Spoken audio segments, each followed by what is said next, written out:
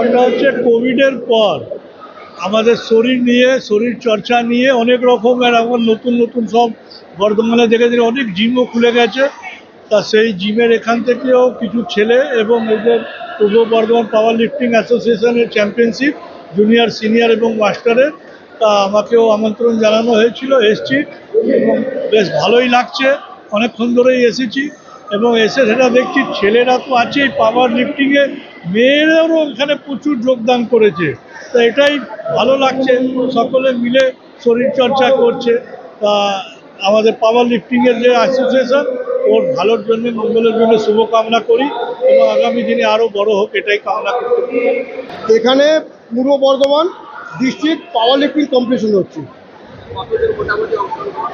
176 জন candidate total আজকে মানে competition করছে। এখানে বেঞ্চ প্রেস আর ডেড লিফট দুটো কম্পিটিশন। 63 জন মেয়ে আছে আর বাকি সব ছেলে আছে।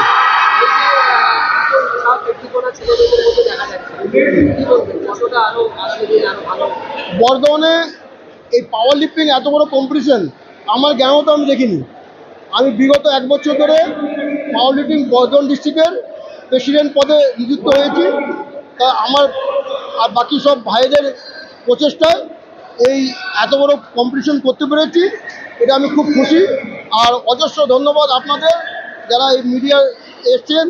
আর সবথেকে বড় ধন্যবাদ আমাদের মাননীয় আমাদের খোকন দাস মহাশয়কে। উনি সকালে 3 ঘন্টা ছিলেন আর প্রচণ্ড আমাদের উৎসাহ দিয়েছেন যাতে আমরা ভবিষ্যতে এটা ডিস্ট্রিক্ট কম্পিটিশন, যে বেঙ্গল কম্পিটিশন আমরা এখানে করতে পারি। আমার নাম দীনেশ কুমার আগরওয়াল, আমি পূর্ব বর্ধমান পাওয়ার লিফটিংয়ের প্রেসিডেন্ট।